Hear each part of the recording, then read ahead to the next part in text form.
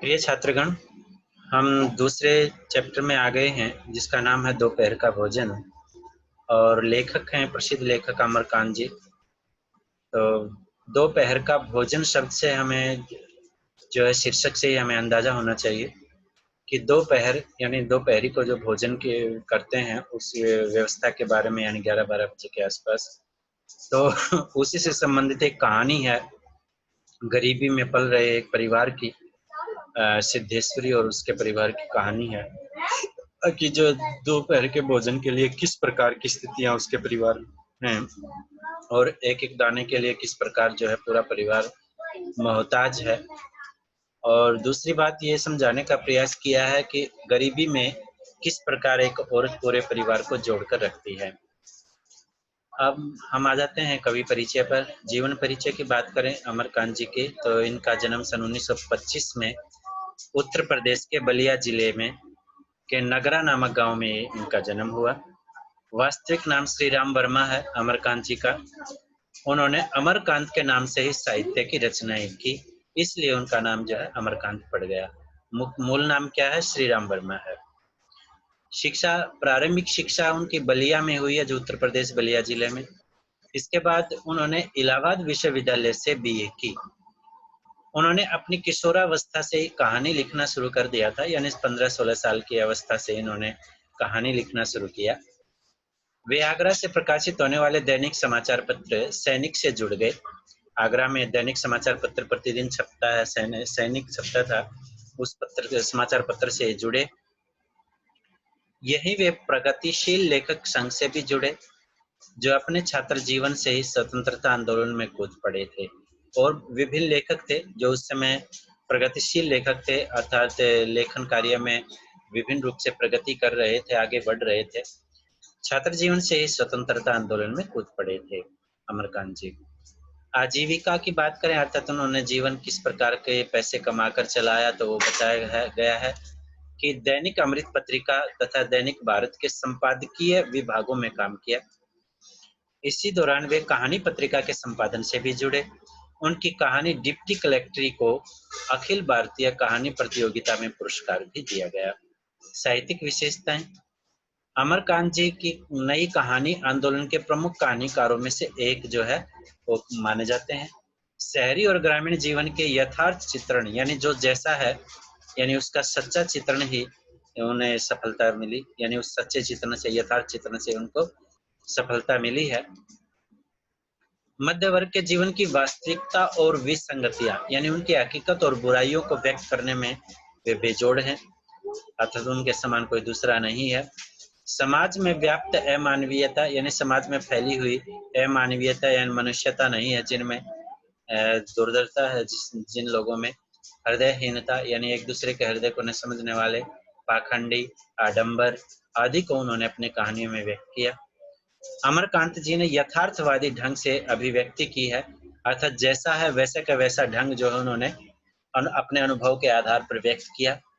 उनकी सहज शैली और भाषा की सजीवता पाठकों को आकर्षित करती है। आंचलिक मुहावरों, यानी कुछ जो है मुहावरों का प्रयोग और शब्द प्रयोग से उनकी कहानियों में जीवंतता आ गई है, यानी जीवन से आ जाता है उनकी कहानियों में। अमरकांत जी जीवन की कथा को उसी ढंग से कहते हैं जिस ढंग से जीवन चलता है, अर्थात उसमें ज्यादा बढ़ा चढ़ाकर वाक्यों का प्रयोग नहीं करते हैं। जैसे जीवन चलता है वैसे के वैसे अपनी कहानियों में वो लिखते हैं। प्रमुख रचनाएं जिंदगी और जोंक, देश के लोग, मौत का नगर, मित्र मिलन, कुहासा, सूखा पत्ता, ग्राम सेविका, काले उजले दिन, सुखजीवी और बीच की दीवार, ये उपन्यास हैं। इन्होंने बाल साहित्य भी लिखा है। सॉरी, 2-3 दिन बुखार रहा तो इसलिए थोड़ी सी खांसी है, गला खराब है। ये है अमरकांत जी का जीवन परिचय। अब हम आ जाते हैं अपनी कहानी पे, दोपहर का भोजन। तो इसमें है प्रमुख पात्र, जो महिला पात्र है सिद्धेश्वरी है, और उसके बच्चे हैं 2। तो इनमें जो है 3 बच्चे हैं। पहला बड़ा ज्येष्ठ पुत्र है, फिर मध्यम और एक सबसे छोटा है। तो एक परिवार है, रामचंद्र जी इस परिवार के मुखिया हैं। तो उस बारे में बताया गया है कि किस प्रकार है। तो इसमें सिद्धेश्वरी जो एक कहानी में सबसे पहला पात्र है, क्या है, खाना बनाने के बाद चूल्हे को बुझा दिया है और दोनों घुटनों के बीच सिर रखकर शायद पैर की उंगलियों या जमीन पर चलते चींटियों को देखने लगी, जैसा कि अक्सर गरीबी में होता है। अचानक उसे मालूम हुआ कि बहुत सी देर से उसे प्यास लगी है। वह मतवाले की तरह उठी, यानी चंचल से मन से, और गगरे से लोटा भर पानी लेकर गटगट चढ़ा गई। मटके से एक लोटा पानी का भरा और गटगट चढ़ा दिया।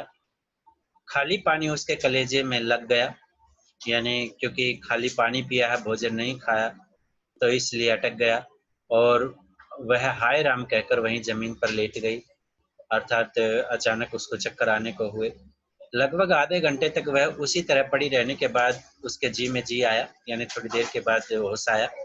वह बैठ गई, आंखों को मल कर इधर उधर देखा और फिर उसकी दृष्टि ओसारे में, यानी बरामदे में अध टूटे खटोले पर सोए अपने 6 वर्षीय लड़के प्रमोद पर जम गई।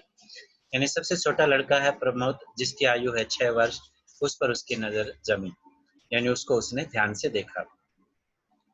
लड़का कैसे था? नंग दड़ंग पड़ा था, अर्थात वस्त्र नहीं थे शरीर पर। उसके गले तथा छाती की हड्डियां साफ साफ दिखाई दे रही थी।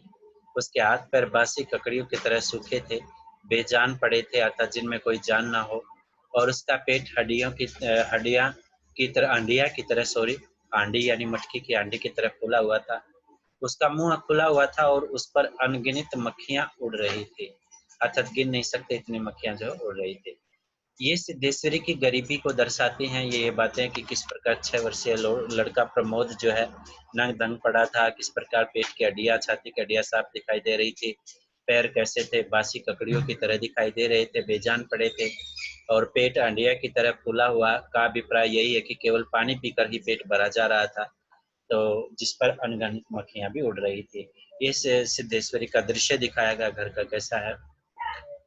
वह उठी, बच्चे के मुंह पर अपना एक फटा गंदा ब्लाउज डाल दिया और एक आध मिनट सुन खड़ी रहने के बाद बाहर दरवाजे पर जाकर किवाड़ की आड़ से गली निहारने लगी, गली को देखने लगी।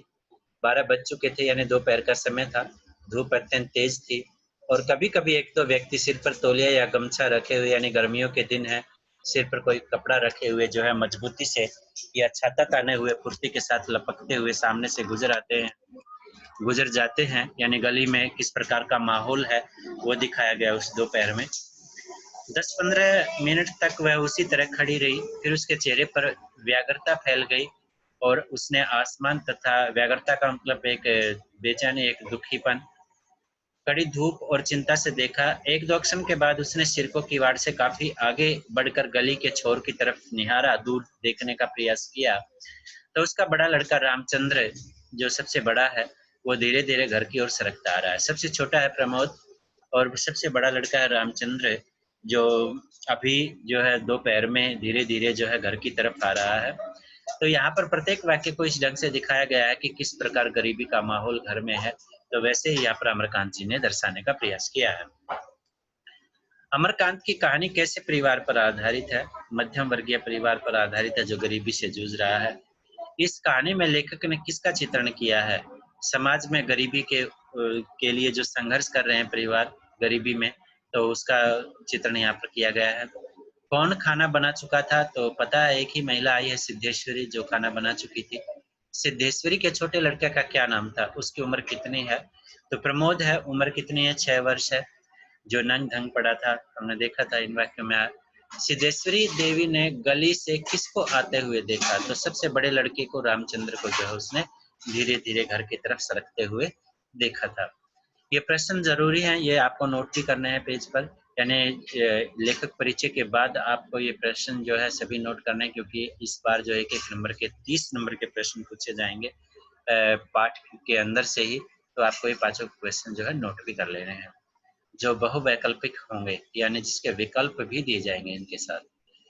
चलो, ये पूछा जा सकता है कि सिद्धेश्वरी के सबसे छोटे लड़के की उम्र कितनी थी या उसका क्या नाम था? तो हमें पता है प्रमोद और 6 वर्ष था, तो इस प्रकार पूछा जा सकता है। उसने फुर्ती से एक लोटा पानी ओसारे की चौकी के पास नीचे रख दिया, जो आंगन है, बरामदा है। एक लोटा पानी का रख दिया, आते ही कुल्ला या हाथ धोने, मुंह धोने के लिए खाना खाने से पहले, तो इसलिए उसने लोटा पानी का रखा और चौके में जाकर खाने के स्थान को जल्दी जल्दी पानी से लीपने पोतने लगी। पहले जो है घर का आंगन कच्चा होता था, तो उस कच्चे आंगन में क्या होता था कि गोबर से और पानी से मिलाकर, मिट्टी मिलाकर जो है जहाँ पर खाना खाते हैं बैठ के, उसको लीप दिया जाता था। तो वैसा ही यहाँ पर दर्शाया गया सिद्धेश्वरी के द्वारा। वहाँ पीढ़ा रखकर उसने सिर को दरवाजे की ओर घुमाया ही था कि रामचंद्र ने अंदर कदम रखा। रामचंद्र आकर धम से चौकी पर बैठ गया, जैसे उसमें जान ही ना हो, और फिर वही बेजान सा लेट गया जिसमें कोई जान ना हो, इस प्रकार लेट गया। उसका मुंह लाल तथा चढ़ा हुआ था, अर्थात नाराजगी से व्यक्त था। उसके बाल अस्त व्यस्त से बिखरे पड़े थे और उसके फटे पुराने जूतों पर गर्द यानी जो है मिट्टी वो जमी हुई थी। सिद्धेश्वरी की पहले हिम्मत नहीं हुई कि उसके पास जाए और वहीं से भयभीत हिरणी की भांति, यानी जो डरी हुई हिरणी होती है उसकी तरह, सिर उसका घुमाकर बेटे को व्यग्रता से निहारती रही। किंतु लगभग 10 मिनट बीतने के पश्चात भी रामचंद्र नहीं उठा, तो वह घबरा गई कि कहीं चक्कर वक्कर ना आ गया। पास जाकर पुकारा, बड़कू बड़कू। बड़े लड़के को बड़कू बोलते हैं। लेकिन उसके कुछ उत्तर न देने पर वह डर गई और लड़के की नाक के पास हाथ रखा, अर्थात सांस ठीक से चल रही थी कि नहीं। तो ठीक से चल रही थी। फिर सिर पर हाथ रखकर देखा, बुखार नहीं था, यानी कहीं बुखार उखार तो ना हो। तो माँ ने चेक किया। वे हाथ के स्पर्श से रामचंद्र ने आंखें खोली, यानी जैसे ही माँ ने हाथ लगाया तो रामचंद्र ने आंखें खोल ली। पहले उसने माँ की ओर सुस्त नजरों से, आलसी नजरों से देखा, फिर झट से उठ बैठा। जूते निकालने और नीचे रखे लोटे के जल से हाथ पैर धोने के बाद वह यंत्र की तरह, मशीन की तरह चौकी पर आकर बैठ गया। सिद्धेश्वरी ने डरते डरते पूछा, खाना तैयार है, यही लाऊं क्या? अर्थात सिद्धेश्वरी ने यहाँ डरते डरते पूछने का अभिप्राय यही है, क्योंकि परिवार है, गरीबी से जूझ रहा है, कहीं लड़का नाराज ना हो जाए, इसलिए खाने के लिए भी डरते डरते, या कहीं किसी बात से नाराज हो, कहीं से नौकरी ना मिली हो, आदि बातें हैं। रामचंद्र ने उठते हुए प्रश्न किया कि बाबूजी खा चुके, यानी बाबूजी ने खा लिया कि नहीं? पिताजी ने, तो सिद्धेश्वरी ने चौकी की ओर भागते उत्तर दिया, आते ही होंगे, अर्थात अभी आ ही रहे होंगे, उन्होंने भी नहीं खाया है। तो रामचंद्र पीढ़े पर बैठ गया। उसकी उम्र लगभग 21 वर्ष है। रामचंद्र की उम्र, जो सबसे बड़ा है उसकी उम्र कितनी है? 21 वर्ष है, और छोटा है उसकी 6 वर्ष है, और नाम क्या है? प्रमोद है। जो मध्यम है उसका नाम मोहन है, वो आएगा अभी। लंबा, दुबला, पतला, गोरा रंग, यानी रामचंद्र का चरित्र की विशेषताएं क्या है? कद लंबा है, दुबला पतला है, रंग गोरा है, बड़ी बड़ी आंखें हैं तथा होठों पर झुर्रियां आई हुई हैं। वह एक स्थानीय दैनिक समाचार पत्र के दफ्तर में, यानी पास के ही दैनिक समाचार पत्र था, उसके ऑफिस में गया था और अपनी तबीयत से प्रूफ रीडरी का काम सीखता था। पिछले साल ही उसने इंटर पास किया था, यानी 12वीं पास की थी उसने पिछले साल ही। तो सिद्धेश्वरी ने खाने की थाली लाकर सामने रख दी और पास ही बैठकर पंखा करने लगी। रामचंद्र ने खाने की ओर दार्शनिक यानी फिलोसफर की बातें देखा कि उसमें क्या क्या है। तो कुल 2 रोटियां थी, भर कटोर पनियाई दाल यानी पानी से युक्त दाल थी, कटोरा भरा था, और चने की तली तरकारी, यानी चने के तले हुए चने की कोई तरकारी सब्जी जो है वो थी। रामचंद्र ने रोटी के प्रथम टुकड़े को निगलते हुए पूछा, मोहन कहाँ है? बड़ी कड़ी धूप हो रही है, यानी धूप कड़ी हो गई है क्योंकि दोपहर का समय है। तो उससे छोटे के भाई के बारे में उसने पूछा कि मोहन कहाँ है? मोहन सिद्धेश्वरी का मंझला यानी बिचला लड़का था। उसकी उम्र 18 वर्ष थी। तो अब मोहन के बारे में आया तो मोहन की उम्र कितनी है? 18 वर्ष है, ये ध्यान रखना है। वह इस साल हाई स्कूल का प्राइवेट इम्तिहान देने की तैयारी कर रहा था, हाई स्कूल 10वीं पास के लिए। वह न मालूम कब से घर से गायब था और सिद्धेश्वरी को स्वयं पता नहीं था कि वह कहाँ है, यानी सिद्धेश्वरी को भी नहीं पता था कि वो कहाँ गया है, कहाँ नहीं है, तो इसलिए उसको भी नहीं पता था। किंतु सच बोलने की उसकी तबीयत नहीं हुई, यानी सच्चाई बताने की कि मुझे नहीं पता कहाँ गया, और उसने ऐसे झूठ-मूठ ही कह दिया कि किसी लड़के के यहाँ पढ़ने गया है, आता ही होगा। दिमाग उसका बड़ा तेज है, यानी बुद्धि की बात की। माँ ने जो है बड़े लड़के को ये समझाने का प्रयास किया कि वो अच्छा लड़का है, ताकि आपस में कोई मनमुटाव, किसी प्रकार का झगड़ा ना हो। और उसकी तबीयत, यानी उसका मन जो है 24 घंटे पढ़ने में ही लगा रहता है, हमेशा उसी की बात करता है, अर्थात हमेशा पढ़ाई के विषय में ही बात करता है, यानी मोहन की यहाँ पर प्रशंसा की माँ ने। जब रामचंद्र अंदर आकर बैठा तो उसकी हालत कैसी थी? उसका मुंह लाल था और चढ़ा हुआ था, उसके बाल जो है अस्त-व्यस्त बिखरे पड़े थे। सिद्धेश्वरी क्यों घबरा उठी? क्योंकि काफी देर तक मोहन नहीं रामचंद्र नहीं उठा था, जिसके कारण सिद्धेश्वरी घबरा गई थी। रामचंद्र ने कब आंखें खोली? जब माँ के हाथ का स्पर्श हुआ तो रामचंद्र ने आंखें खोली थी। रामचंद्र की उम्र लगभग कितनी थी? लगभग 21 वर्ष की थी। सिद्धेश्वरी के मंझले बेटे का नाम क्या है? मोहन। मोहन की लगभग उम्र कितनी है? तो इसमें उम्र बताया था, तो उसकी उम्र कितनी थी? 18 साल की थी, यानी 18 वर्ष के आसपास उसकी उम्र थी। रामचंद्र ने कुछ नहीं कहा, एक टुकड़ा मुंह में रखकर बड़ा गिलास पानी पी गया, फिर खाने में लग गया। वह काफी छोटे छोटे टुकड़े तोड़ तोड़ कर उन्हें धीरे धीरे चबा रहा था। अर्थात रामचंद्र भी घर की वास्तविकता से परिचित था। तो सिद्धेश्वरी भय तथा आतंक से अपने बेटे को एकटक निहार रही थी।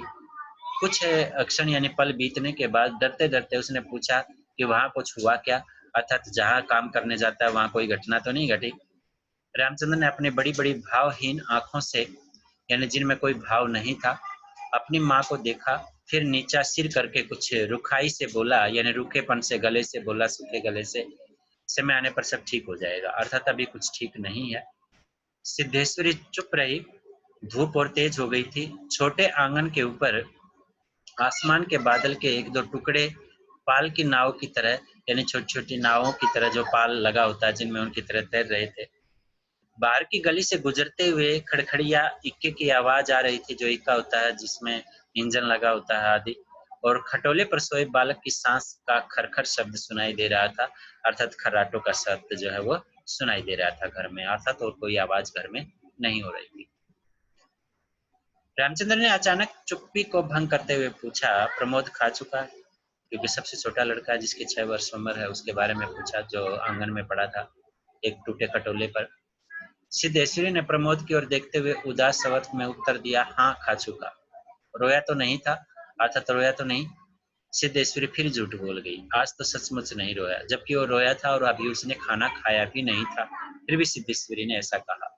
वह बड़ा ही होशियार हो गया है, कहता था बड़का भैया के यहाँ जाऊंगा। ऐसा लड़का। पर वह आगे कुछ न बोल सकी, क्योंकि वो झूठ बोल रही थी, ताकि आपस में भाइयों में प्रेम बना रहे, किसी प्रकार का कोई झगड़ा ना हो। एक दूसरे की प्रशंसा एक दूसरे के सामने करती है। जैसे उसके गले में कुछ अटक गया, यानी कुछ झूठ ज्यादा ना बोल सकी। कल प्रमोद ने रेवड़ी खाने की जिद कर ली थी और उसके लिए 1.5 घंटे तक रोने के बाद सोया था। यानी कल रोने की बात की हुई तो रेवड़ी की खाने की जिद की, रेवड़ी नहीं दे पाए तो 1-1.5 घंटे वो रोया। रामचंद्र ने कुछ आश्चर्य के साथ अपनी माँ की ओर देखा और फिर सिर नीचा करके कुछ तेजी से खाने लगा, ताकि रामचंद्र शायद समझ रहा था। थाली में जब रोटी का केवल एक टुकड़ा शेष रह गया तो सिद्धेश्वरी ने उठने का उपक्रम करते हुए, नाटक करते हुए प्रश्न किया और रोटी लाने के लिए कि एक रोटी और लाती हूँ। रामचंद्र हाथ से मना करते हुए अड़बड़ा कर बोल पड़ा, नहीं नहीं, जरा भी नहीं। अर्थात नहीं नहीं, थोड़ी सी भी नहीं चाहिए। मेरा पेट पहले ही भर चुका है। क्योंकि घर की वास्तविक स्थिति से रामचंद्र भी परिचित था, तो इसलिए उसने भी कह दिया, 2 रोटी खाने के बाद पेट भर चुका है। और मैं तो यह भी छोड़ने वाला हूँ, यानी एक रोटी का टुकड़ा बचा था उसके बारे में कहा उसने। बस अब नहीं, यानी और नहीं। सिद्धेश्वरी ने जिद की, अच्छा आधी ही सही, यानी आधी ही ले लूं। तो रामचंद्र इस पर बिगड़ उठा, अधिक खिलाकर बीमार डालने की तबीयत है क्या? यानी बीमार करने की तबीयत है क्या? इरादा है क्या? तुम लोग जरा भी नहीं सोचते हो, बस अपनी जिद। भूख रहती तो क्या ले नहीं लेता? अर्थात भूख होती तो क्या मैं रोटी नहीं ले लेता? फिर भी यहाँ पर गरीबी का चित्रण किया गया। भूख तो थी उसको, क्योंकि 2 रोटी से 21-22 साल के बच्चे का क्या पेट भरना था। तो फिर भी उसने इसलिए ये सारी बातें की कि ताकि परिवार में औरों को रोटी की कमी महसूस ना हो। वहां कुछ हुआ क्या? किसने किससे कहा? तो माँ ने ही कहा था। सिद्धेश्वरी ने रामचंद्र से कहा था, अपने बेटे से। रामचंद्र ने अपनी माँ की बात का क्या उत्तर दिया? जब माँ ने पूछा था कि वहाँ सब कुछ ठीक है, तो रामचंद्र ने कहा कि समय आने पर सब कुछ ठीक हो जाएगा। बाहर की गली से किसकी आवाज आ रही थी? खड़खड़िया इक्के की आवाज आ रही थी। प्रमोद खा चुका, किसने किससे कहा? तो रामचंद्र ने ही अपनी माँ से कहा था कि प्रमोद खा चुका या नहीं खा चुका, तो उसने प्रश्न किया था। सिद्धेश्वरी जहां की तहां बैठी ही रह गई, क्योंकि रामचंद्र ने मना कर दिया।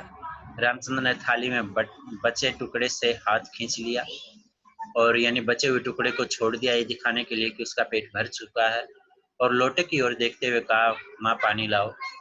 सिद्धेश्वरी लोटा लेकर पानी लेने चली गई। रामचंद्र ने कटोरे को उंगलियों से बजाया, यानी अच्छी तरह उसको साफ किया, फिर हाथ को थाल में रख दिया। एक दो अक्षण यानी पल के बाद रोटी के टुकड़े को धीरे से हाथ से उठाकर आंख से निहारा यानी इधर उधर देखा और अंत में इधर उधर देखने के बाद टुकड़े को मुंह में इस सरलता से रख लिया जैसे वह भोजन का ग्रास यानी भाग न होकर पान का बीड़ा हो। जैसे पान का बीड़े का मतलब पान का बना हुआ बीड़ा, वो जो खाते हैं अक्सर लोग, तो वो हो। मंझला लड़का यानी जो मध्यम था, मोहन आते ही हाथ पैर धोकर पीढ़े पर बैठ गया। वह कुछ सांवला था, यानी रंग की बात की जाए, उसकी आंखें छोटी थी, उसके चेहरे पर चेचक के दाग थे। चेहरा कैसा था? तो वह अपने भाई की तरह ही दुबला पतला था, किंतु उतना लंबा नहीं था, यानी लंबाई उतनी नहीं थी। तो वह उम्र की अपेक्षा वो पूछ ले वह उम्र की अपेक्षा अधिक गंभीर और उदास दिखाई पड़ रहा था। अर्थात उम्र के हिसाब से वो इतना गंभीर नहीं होना चाहिए था, इतना उदास नहीं होना चाहिए था जितना लग रहा था। ये वास्तविकता क्यों है? परिवार की गरीबी की ही बात की गई है यहाँ पर। सिद्धेश्वरी ने उसके सामने थाली रखते हुए प्रश्न किया, कहाँ रह गए थे बेटा? तो भैया पूछ रहा था। मोहन ने रोटी के एक बड़े ग्रास को निगलने की कोशिश करते हुए अस्वाभाविक मोटे स्वर में, जो स्वाभाविक नहीं था बल्कि बनावटी था मोटा स्वर, तो उसमें जवाब दिया, कहीं तो नहीं गया था, यहीं पर था। सिद्धेश्वरी वहीं बैठकर पंखा डुलाती हुई इस तरह बोली जैसे स्वप्न में बड़बड़ा रही हो, यानी सपने में बोल रही हो, ऐसे बोली। बड़का तुम्हारी बड़ी तारीफ कर रहा था, यानी छोटे भाई का बड़े भाई के प्रति अत्यधिक प्रेम बना रहे, इसलिए सिद्धेश्वरी परिवार को संभालने के लिए, जबकि मोहन की कोई बड़ाई रामचंद्र ने नहीं की थी, फिर भी माँ ने जो है परिवार को जोड़े रखने के लिए ऐसा किया, यानी झूठ ही बोला। आजकल तो लोग झगड़ा करवाने के लिए झूठ बोलते हैं, लेकिन माँ सिद्धेश्वरी ने पूरे परिवार को जोड़ कर रखने के लिए कैसे कैसे जो है तरीके अपना रही थी, क्योंकि गरीबी में पहले से ही गरीबी से जूझ रहा परिवार है, ऊपर से यदि आपस में लड़ाई होगी वो और भूख मरी है, तो लड़ाई होगी तो परिवार को बचाना मुश्किल हो जाएगा, तो इसलिए सिद्धेश्वरी ऐसा कर रही थी। कह रहा था मोहन बड़ा दिमागी होगा, उसकी तबीयत चौबीसों घंटे पढ़ने में ही लगी रहती है, जबकि खुद जो है सिद्धेश्वरी ने अपने बड़े बेटे से बातें कही थी। यह कहकर उसने अपने मंझले लड़के की ओर इस तरह देखा जैसे उसने कोई चोरी की हो, तो इस प्रकार देखा। मोहन अपनी माँ की ओर देखकर फीकी हंसी हंस पड़ा, हल्की हंसी, और फिर खाने में जुट गया। वह परोसी गई दो रोटियों में से एक रोटी कटोरे की तीन चौथाई दाल यानी तीसरा चौथा भाग जो है तथा अधिकांश तरकारी साफ कर चुका था, यानी खा चुका था। सिद्धेश्वरी रामचंद्र के लिए क्या लेने गई थी? पानी लेने के लिए गई थी, एक लोटा पानी लेने के लिए गई थी। रामचंद्र उंगलियों से क्या बजाने लगा? कटोरी। कटोरी में कुछ नहीं बचा। मोहन ने घर आकर क्या किया? आते ही हाथ पैर धोए और पीढ़े पर बैठ गया खाने के लिए। पीढ़ा होता है एक छोटा सा जो बना दिया जाता है, रस्सियां बीन के वो बना दिया जाता है। सिद्धेश्वरी ने मोहन को खाना देते हुए क्या पूछा? कहाँ गए थे बेटा? तुम्हारा भैया पूछ रहा था, यानी ये सब मोहन से पूछा था। सिद्धेश्वरी की समझ में नहीं आया कि वह क्या करे। इन दोनों लड़कों से उसे बहुत डर लगता था। अचानक उसकी आंखें भर आई, वह दूसरी ओर देखने लगी। डर लगता था कि कहीं लड़ाई झगड़ा आपस में ना हो जाए, क्योंकि मोहन बिना बताए ही घर से बाहर चला जाता था। ये सारी बातें थी, फिर भी वो झूठ बोलकर जोड़कर रखने का प्रयास करती है परिवार को। थोड़ी देर बाद उसने मोहन की ओर मुंह फेरा तो लड़का लगभग खाना समाप्त कर चुका था, जो सिद्धेश्वरी ने डाला था उसकी थाली में जितना भी। सिद्धेश्वरी ने चौंकते हुए पूछा, एक रोटी देती हूँ? चौंकते हुए कि अर्थात मेरा ध्यान ही नहीं था, एक रोटी और ले लो। तो मोहन ने रसोई की ओर रहस्यमय नेत्रों से देखा कि माँ कह तो रही है एक रोटी और देखो दो, तबकि रसोई में होंगी या नहीं होंगी। फिर सुस्त स्वर में बोला, नहीं। सिद्धेश्वरी ने गिड़गिड़ाते हुए कहा, नहीं बेटा, मेरी कसम, थोड़ी ही ले लो, यानी थोड़ा ही ले लो। तुम्हारे भैया ने एक रोटी और ली थी, यानी दो रोटी के बाद तीन, दो रोटी तो वो थाली में रख के दे ही रही थी, एक रोटी का मतलब एक रोटी और ले ली थी, तुम भी ले लो। मोहन ने अपनी माँ को गौर से देखा, फिर धीरे धीरे इस तरह उत्तर दिया कि कोई शिक्षक अपने शिष्य को समझाता है, जैसे कोई अध्यापक अपने शिष्यों को समझा रहा है, नहीं रे बस, अव्वल तो अब भूख नहीं है, अब ज्यादा तो भूख नहीं रही है, अब नहीं चाहिए। फिर रोटियां तुमने ऐसी बनाई है कि खाई नहीं जाती, न मालूम कैसी लग रही है। खैर, अगर तू चाहती ही है तो कटोरे में थोड़ी दाल दे दे, दाल बड़ी अच्छी बनी है। तो सिद्धेश्वरी से कुछ कहते न बना और उसने कटोरे को दाल से भर दिया। मोहन कटोरे को मुंह से लगाकर सुड़-सुड़ पी ही रहा था कि मुंशी चंद्रिका प्रसाद, जो उनके पिता हैं, वो आ गए और जूतों को खस-खस घसीटते हुए आए। यह खस-खस घसीटने का अभिप्राय भी गरीबी ही होता है। यानी यहाँ पर अमरकांत जी ने सारे के सारे दृश्य गरीबी से जूझे हुए दिखाई दिए हैं। और राम का नाम लेकर चौकी पर बैठ गया।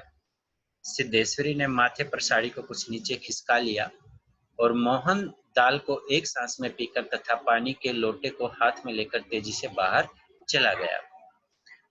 2 रोटियां, कटोरा भर दाल तथा चने की तली तरकारी मुंशी चंद्रिका प्रसाद पीढ़े पर पालथी मारकर बैठे रोटी के एक-एक ग्रास को इस तरह चुभला चबा रहे थे, ये जैसे बूढ़ी गाय जुगाली करती है।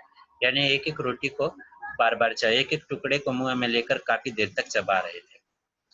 उनकी उम्र 45 वर्ष के लगभग थी, यानी 45 साल के आसपास, किंतु 50-55 के लगते थे। देखने में 50-55 के लग रहे थे, जबकि उम्र 45 साल ही थी। क्यों लग रहे थे? कि वही है, गरीबी की स्थिति है। शरीर का चमड़ा झूलने लगा था, यानी चमड़ी जो है वो झूल रही थी। गंजी खोपड़ी आईने के बाद ही चमक रही थी, अर्थात सिर से गंजे बाल उड़ चुके थे सिर पर से। गंदी धोती के ऊपर, यानी धोती गंदी सी धोती बांधे हुए थे, पट्टी पुरानी सी, अपेक्षाकृत, यानी उसके अनुसार यदि लगाएं तो उसकी अपेक्षा कुछ साफ बनियान तार-तार लटक रही थी, यानी कुछ साफ था बनियान धोती की अपेक्षा, और उसको भी फटा हुआ था। तार-तार लटकने का अभिप्राय यही है कि उसका तार-तार लटक रहा था, तो वो फटा हुआ बनियान पहने हुए थे। मुंशी जी ने कटोरे को हाथ में लेकर दाल को थोड़ा सुड़कते हुए पूछा, बड़का दिखाई नहीं दे रहा, यानी बड़े बेटे के बारे में पूछा। सिद्धेश्वरी की समझ में नहीं आ रहा था कि उसके दिल में क्या हो गया है। जैसे कुछ काट रहा हो, अर्थात कुछ दुख जो है उसको चुभ रहा हो। पंखे को जरा और जोर से घुमाती हुई बोली, अभी अभी खाकर काम पर गया है। कह रहा था कुछ दिनों में नौकरी लग जाएगी। हमेशा बाबूजी बाबूजी किए रहता है, अर्थात ताकि पिता को भी अपने बच्चों के प्रति जो है लगाव बना रहे, इसलिए वो कहती है कि बाबूजी बाबूजी, जबकि उसने एक बार भी बाबूजी का नाम नहीं लिया। बोला बाबूजी देवता के समान है, अर्थात भगवान के समान है, ऐसा कहा। जबकि ऐसा बड़े लड़के के द्वारा नहीं कहा गया था। ये परिवार को जोड़ने के लिए है, बार बार यही याद। मोहन अपनी माँ से कैसे बोला? ऐसे बोला जैसे कोई शिक्षक अपने शिष्यों को समझाता है। जब मोहन खाना खा रहा था तभी वहां और कौन आया? तो उस मोहन के पिता थे, मुंशी चंद्रिका प्रसाद जी, वो आए थे। मुंशी चंद्रिका प्रसाद की उम्र कितनी थी? ये एक नंबर में पूछा जा सकता है, तो सबकी उम्र का ध्यान रखना है। 45 साल थी। सबसे बड़े लड़के की 21 साल है, मोहन की जो 18 साल के आसपास है, और छोटा लड़का प्रमोद है, उसकी उम्र जो है 6 साल के आसपास है। तो ये इनकी उम्र का हिसाब था। और लग कितने रहे थे? 50-55 की उम्र के लग रहे थे। मुंशिका चंद्रिका प्रसाद किस तरह चुबलाने चबाने लगे, यानी रोटी के टुकड़े को किस प्रकार चुबा रहे थे, जैसे बूढ़ी गाय जुगाली करती है वैसे ही। मुंशी जी के चेहरे पर कुछ चमक आई। शर्माते हुए पूछा कि क्या कहता है कि बाबूजी देवता के समान, यानी बाबूजी बड़े खुश हुए कि मेरा लड़का मुझे देवता के समान मानता है, बड़ा पागल है। सिद्धेश्वरी पर जैसे नशा चढ़ गया था। उन्माद की रोगिणी की भांति, यानी पागलपन की रोगी हो उसकी तरह बड़बड़ाने लगी, यानी वैसे ही बोल रही थी। पागल नहीं है, बड़ा होशियार है, उस जमाने का कोई महात्मा है, यानी पुराने जमाने का। मोहन तो उसकी बड़ी इज्जत करता है। आज कह रहा था कि भैया की शहर में बड़ी इज्जत होती है, पढ़ने लिखने वालों में बड़ा आदर होता है, और बड़का तो छोटे भैया पर जान देता है, अर्थात सभी परिवार के को पिता के साथ जोड़ने के लिए सभी का प्रेम एक दूसरे के प्रति अच्छा बताया, ताकि पिता को कोई किसी प्रकार की परेशानी ना हो, दिमागी टेंशन ना हो। तो दुनिया में सब कुछ सह सकता है, पर यह नहीं देख सकता कि उसके प्रमोद को कुछ हो जाए, अर्थात उसके प्रमोद को कोई भी बीमारी आए या कुछ गड़बड़ हो। मुंशी जी दाल लगे हाथ को चाट रहे थे। उन्होंने सामने की ताक की ओर देखते हुए कुछ हंसकर कहा, बड़का का दिमाग तो खैर काफी तेज है, वैसे लड़कपन में भी बड़ा नटखट भी था, हमेशा खेलकूद में लगा रहता था। लेकिन यह भी बात थी कि जो सबक मैं उसे, यानी जो याद करने के लिए, जो भी चीज मैं उसको याद करने के लिए देता था, उसे बर्राक रखता था। बर्राक का मतलब बरकरार रखता था, उसको वैसे की वैसे रखता था, यानी भूलता नहीं था। असल तो यह है कि तीनों लड़के काफी होशियार हैं। प्रमोद को कम समझती हो, यह कहकर वह अचानक जोर से हंस पड़े, अर्थात तीनों बच्चों की प्रशंसा जो है उन्होंने की। मुंशी जी 1.5 रोटी खा चुकने के बाद एक गिलास से युद्ध कर रहे थे, अर्थात एक गिलास को मुंह में चबा रहे थे। रोटी के भाग को कहते हैं एक गिलास। कुछ कठिनाई होने पर एक गिलास पानी चढ़ा गए, यानी नहीं जा रहा था तो गले में। फिर खरखर खांस कर खाने लगे, अर्थात पानी ज्यादा पानी पी गए तो फिर खांसी हुई उनको। फिर चुप्पी छा गई, यानी कोई बात नहीं कर रहे थे एक दूसरे से। दूर से किसी आटे की चक्की की पुक पुक आवाज सुनाई दे रही थी, अक्सर गाँव में सुनाई देती है। और पास के नीम के पेड़ पर बैठा कोई पंडुक लगातार बोल रहा था, यानी जो पंडुक होता है जिसको हम घुघु आदि कोई पक्षी होता है उसको बोलते हैं, तो वो पीला पक्षी होता है। सिद्धेश्वरी की समझ में नहीं आ रहा था कि क्या कहे। वह चाहती थी कि सभी चीजें ठीक से पूछ ले, सभी चीजें ठीक से जान ले और दुनिया की हर चीज पर पहले की तरह धड़ल्ले से बात भी करे, पर उसकी हिम्मत नहीं होती थी। उसके दिल में न जाने कैसा भय समाया हुआ था।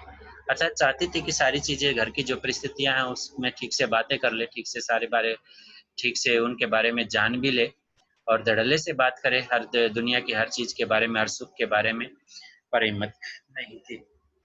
क्यों? क्योंकि गरीबी का भय जो है समाया हुआ था। मुंशी जी के चेहरे पर चमक क्यों आ गई? क्योंकि जब बड़े बेटे से उसने सुना कि वो देवता है, देवता के समान है, तो चमक आनी थी, खुशी होनी थी, प्रशंसा सुनी। पागल नहीं है, बड़ा होशियार है। किसने कहा? तो हमें पता है कि किसने कहा था। ये सिद्धेश्वरी ने कहा था मुंशी जी को। पंडुक कौन होता है? पंडुक कबूतर की तरह एक प्रसिद्ध पीला पक्षी होता है जिसको पंडुक बोलते हैं। सिद्धेश्वरी क्या नहीं समझ पा रही थी? यह नहीं समझ पा रही थी कि वो कौन क्या क्या बात करे, समाज के बारे में भी क्या बात करे। तो अब मुंशी जी इस तरह चुपचाप दुबके हुए खा रहे थे जैसे पिछले 2 दिनों से मौन व्रत धारण कर रखा हो, अर्थ पिछले 2 दिन से बोले ही ना हो, और उसको कहीं जाकर आज शाम को उस व्रत को, मौन व्रत को तोड़ने वाले हो। मौन व्रत होता है चुप रहना। 2-3 दिन का व्रत कर लेते हैं कि मैं 2-3 दिन किसी से कोई बात नहीं करूंगा, यानी चुप रहूंगा, इशारों से बात करूंगा, तो वैसा ही हुआ। सिद्धेश्वरी से जैसे ही नहीं रहा, वह बोली, मालूम होता है अब बारिश नहीं होगी। अर्थात यहाँ पर खेती बाड़ी के बारे में सिद्धेश्वरी ने बात करने का प्रयास किया। मुंशी जी ने एक क्षण के लिए इधर उधर देखा, फिर निर्विकार, यानी बिना किसी विकार में, यानी कोई बदलाव किए, सवर में राय दी। मक्खियां बहुत हो गई, यानी बात को बदल दिया। खेत की तरफ बात जानी जा रही थी तो वहां पर चिंताजनक बातें थी, कोई खास फसल नहीं हुई, तो मक्खियां बहुत हो गई हैं। सिद्धेश्वरी ने उत्सुकता प्रकट की। फूफा जी बीमार है, कोई समाचार नहीं आया, यानी यहाँ पर उत्सुकता का मतलब एक उतावलापन दिया कि फूफा जी बीमार है, कोई खबर भी नहीं आई है। मुंशी जी ने चने के दाने की ओर इस दिलचस्पी से दृष्टिपात किया, यानी देखा उसको, जैसे उस चने से बातचीत करने वाले हो। यानी कहने का मतलब वो कहीं और बात घुमाना चाहते थे, वो चिंताओं में परिवार को नहीं डालना चाहते थे। फिर सूचना दी, गंगाशरण बाबू की लड़की की शादी तय हो गई, अर्थात बात कहीं और हो रही है और बात कहीं और घूम रही है। लड़का एमए पास है। सिद्धेश्वरी, ये बातें क्यों हो रही हैं? क्योंकि फसल की भी चिंता है और गंगाशरण बाबू की लड़की को कन्यादान भी देना है, तो वहां पर उसके लिए पैसे का इंतजाम भी नहीं है। तो ये सारी बातें जो है इसलिए इस प्रकार हो रही है। सिद्धेश्वरी हठात चुप हो गई, यानी हठपूर्वक, बलपूर्वक। मुंशी जी भी आगे कुछ नहीं बोले। उनका खाना समाप्त हो गया था और वे थाली में बचे कुछ दाने को बंदर की तरह बीन रहे थे, यानी चुन रहे थे, एक एक दाना उठाकर खा रहे थे। सिद्धेश्वरी ने पूछा कि बड़का की कसम, एक रोटी देती हूँ, अभी बहुत सी हैं, यानी बहुत सी रोटियां बची हैं, एक रोटी और दे देती हूँ, बड़े की कसम, यानी बड़े लड़के की कसम। माँ फिर भी ये चाहती है कि कोई भूखा न सोए, चाहे वो भूखी रह जाए। तो महिला का जो अपना एक कर्तव्य है वो निभाने का प्रयास सिद्धेश्वरी ने किया। मुंशी जी ने पत्नी की ओर अपराधी के समान तथा रसोई की ओर कनखी से देखा, यानी टेढ़े कान की तरफ नजर करके, कनखी से देखना, टेढ़ी नजर से देखना। तत्पश्चात उसके बाद किसी गुटे उस्ताद की बातें, यानी गुरु की तरह बोले, रोटी रहने दो, पेट काफी भर चुका है, अन्न और नमकीन चीजों से तबीयत उब गई है, यानी अब स्वास्थ्य, मन जो है वो उब चुका है नमकीन चीजों से। तुमने व्यर्थ में ही कसम धरा दी। खैर, कसम रखने के लिए ले रहा हूँ, गुड़ होगा क्या? यानी रोटी की बजाय गुड़ मांगा। सिद्धेश्वरी ने बताया कि हांडिया में थोड़ा सा गुड़ है। हाँ, हांडी में पड़ा है, थोड़ा सा गुड़ पड़ा है। मुंशी जी ने उत्साह के साथ कहा, तो थोड़े गुड़ का ठंडा रस बनाओ, पीऊंगा, यानी ठंडा रस बनाओ, गुड़ का मिलाकर ठंडा बनाओ। तुम्हारी कसम भी रह जाएगी, जायका भी बदल जाएगा, यानी स्वाद भी बदल जाएगा, साथ ही साथ आजमा भी दुरुस्त होगा, यानी गुड़ खाने से आजमा भी होता है जो मजबूत होता है। हाँ, रोटी खाते खाते नाक में दम आ गया, यह कहकर वे ठहाका मारकर हंस पड़े, यानी तेज तेज हंसे। मुंशी जी के निमटने के पश्चात सिद्धेश्वरी उनकी जूठी थाली लेकर चौके की जमीन पर बैठ गई। अक्सर औरतें पहले ऐसा ही करती थी, सबको खाना खिलाने के बाद जो है पति की थाली, जूठी थाली लेकर जमीन पर बैठकर खाना खाती थी। तो वैसा ही सिद्धेश्वरी ने किया। बटलोई की दाल को कटोरी में उड़ेल दिया, यानी जो डेगची थी, जो भी था जिसमें दाल पकाई गई थी वो बटलोई थी, तो उसमें जो भी दाल बची थी उसको कटोरे में जो है उसने उल्टा कर दिया, पर वह पूरा भरा नहीं। छिपुली में थोड़ी सी चने की तरकारी बची थी, तो उसे पास खींच लिया। रोटियों की थाली को भी उसने पास खींच लिया, और उसमें केवल एक ही रोटी जो है बची हुई थी, जबकि तीनों को उसने बार बार एक रोटी लेने की जिद की, और दो दो रोटी देने के बाद भी एक ही रोटी बची थी। वो भी कैसी रोटी, आखिर में जो मोटी भद्दी जली हुई, और उस रोटी को वह जूठी थाली में रखने जा ही रही थी कि अचानक उसका ध्यान ओसारे में सोए, यानी बरामदे में सोए पड़े प्रमोद की ओर आकर्षित हो गया, यानी उसकी तरफ उसका ध्यान गया। उसने लड़के को कुछ देर तक एकटक देखा कि एक ही रोटी है, यदि वो खा लेगी तो फिर जो उसके लिए, प्रमोद के लिए क्या बचेगी। तो फिर रोटी को दो बराबर टुकड़ों में विभाजित कर दिया, यानी बांट दिया। एक टुकड़े को तो अलग रख दिया और दूसरे टुकड़े को अपनी जूठी थाली में रख लिया। तदुपरांत उसके बाद एक लोटा पानी लेकर खाने बैठ गई, यानी आधी रोटी लेकर और एक लोटा पानी साथ में लेकर बैठ गई। उसने पहला ग्रास मुंह में रखा, और तब न मालूम कहां से उसकी आंखों से टप टप आंसू चूने लगे, अर्थात उसकी परिस्थितियों को देखकर, कि किस प्रकार जो है घर में एक वक्त का खाना भी पूरा नहीं है, तो उसकी आंखों से अश्रुधारा बहने लगी। सारा घर मक्खियों से भन भन कर रहा था। आंगन की अलगनी पर एक गंदी साड़ी टंगी थी। अलगनी का मतलब जो रस्सी बांध दी जाती है आंगन में, उसी पर टंगी थी, जिसमें कई पैबंद यानी टाकियां, दूसरे कपड़े से, फटे हुए कपड़े की जगह दूसरा कपड़ा लगा के सील दिया जाता है, तो पैबंद लगे हुए थे।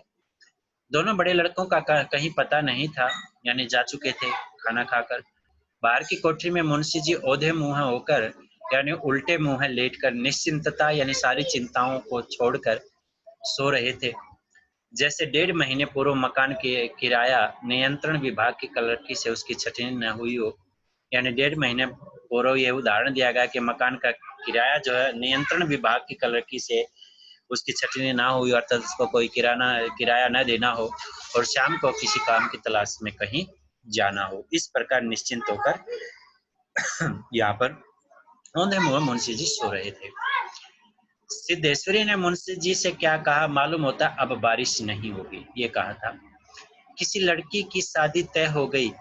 ये किसकी लड़की की शादी की तय की बात की गई है यहाँ पर, तो गंगा शरण बाबूजी हैं, उसकी लड़की की शादी की बात यहाँ पर की गई थी। उपरोक्त अनुच्छेद में किन लोगों के बीच संवाद चल रहा है, जो ऊपर जो अनुच्छेद दिया गया है इसमें किन किन के बीच बातें चल रही हैं, तो हमें पता है सिद्धेश्वरी और मुंशी जी पति पत्नी के बीच, क्योंकि दोनों लड़के जा चुके थे। सिद्धेश्वरी के लिए बची एक रोटी में से उसने आधी रोटी किसके लिए रखी, तो स्वाभाविक है प्रमोद की तरफ उसका ध्यान आकर्षित हुआ था, तो उसी के लिए रखी थी। ये शब्द हैं बीच में बता भी दिए गए हैं, फिर भी देख लेना। व्याकुलता, घबराया हुआ, व्यग्रता का अर्थ होता है बर्राक, बिल्कुल वैसा का वैसा याद रखना। पंडुक कबूतर की तरह एक प्रसिद्ध पक्षी होता है, जिसको नीलकंठ आदि कई कई पक्षियों से नाम दिया जाता है। पांडु जिसका नाम होता है पंडुक। निर्विकार, जिसका कोई विकार या बदलाव या परिवर्तन ना हो। छिपुली, खाने का एक बर्तन होता है।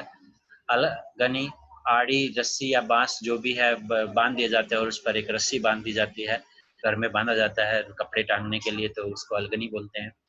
नाक में दम आना, हमें पता है जब परेशान हो जाता है व्यक्ति तो नाक में दम आता है। जी में जी आना, तो चैन आ जाना।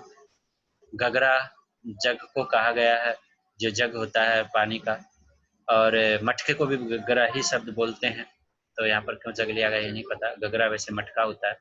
दृष्टि, नजर, निहारना, देखना ध्यान से। प्रूफ रीडरी, छपाई से पहले अशुद्धियों का संशोधन करने वाला काम प्रूफ रीडर होता है। उदास, दुखी और सुस्त होना, अस्वाभाविक जो स्वाभाविक नहीं है। निश्चिंतता यानी चिंता रहित, और नियंत्रण, काबू करना होता है। तो ये है, तो इसमें जो है 4-4 करके प्रश्न, 4-4 5-5 करके जो है एक एक नंबर के बहुत सारे प्रश्न आए हैं, तो वो सभी नोटबुक में ऐड करने हैं। सबसे पहले आपको लेखक परिचय लिखना है, और लेखक परिचय के बाद आपको ये प्रश्न उत्तर जो है ये साथ में लिखना है, और बड़े प्रश्न जो है अभी बाद में आपको भेज दिए जाएंगे। तो यहाँ आज इतना है। ये चैप्टर जो है मैंने कंप्लीट पढ़ा दिया है पूरा का पूरा। इसमें ध्यान रखना है कि बीच में क्या-क्या घटनाएँ हैं उन सबको, और प्रश्न उत्तर आप लिखोगे तो लघु प्रश्न उत्तर में आपको पता चल ही जाएगा कि क्या-क्या घटनाएँ हैं। ये एक कहानी है, दोपहर का भोजन तो याद हो रह जाएगी, कोई बड़ी बात नहीं है। इसके प्रश्न उत्तर आपको पीडीएफ में भेज दिए जाएंगे। ओके, इतना ही आज।